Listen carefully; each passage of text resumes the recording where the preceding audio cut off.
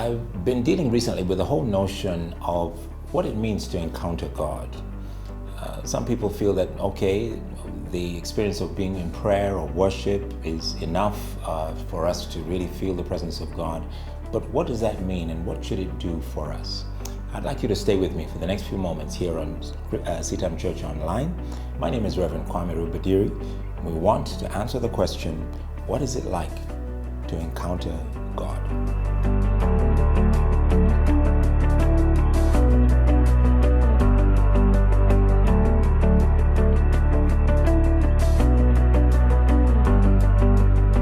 In the 6th chapter of the book of Isaiah, the prophet himself has an encounter with God which is beyond all other description. In fact, there isn't any other description except perhaps in the book of the prophet Ezekiel and perhaps in Daniel, where something amazing and something otherworldly is described in terms of the encounter with God. We saw the last time that our first realization when we encounter God, truly have an encounter, a person-to-person encounter with God, is just how big He is. That the God who made everything and the God who's in charge of everything and sustains everything is huge, absolutely enormous. The distance that you and I can imagine between Earth and the Sun, 93 million miles, is absolutely nothing to God. God is far bigger than all of that, bigger than all of the universe that is available to us to enjoy and to see in every night sky. God is big and He's also in charge.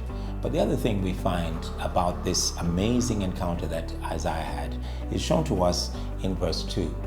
It says that above God, above the throne, were seraphim, these angelic beings, part of the divine council.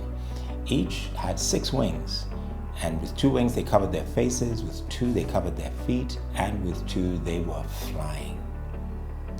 I think this illustrates to us that there is always going to be a huge air of mystery.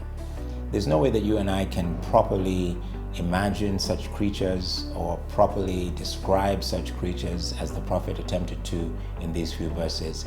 There's always going to be a sense of there's far more to God than you and I can know now. And I want to know more. I'm curious. When I hear about a creature with 6 wings, I want to know, how does that work?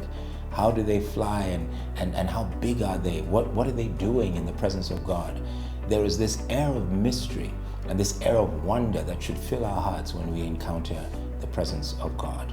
And that should draw us in. It should draw us in with great curiosity and great longing and great humility, recognizing certainly I'm anywhere close to being as big as God. I have no power compared to His power.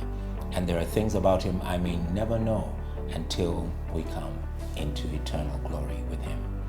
So I pray that you'll always be curious. You'll always wonder at God. You'll always be captivated by that mystery. And you'll want to discover more. You'll want to dig deeper. You'll want to read the Word. You'll want to be in the presence of God. You want to pray. You want to encounter God more and more.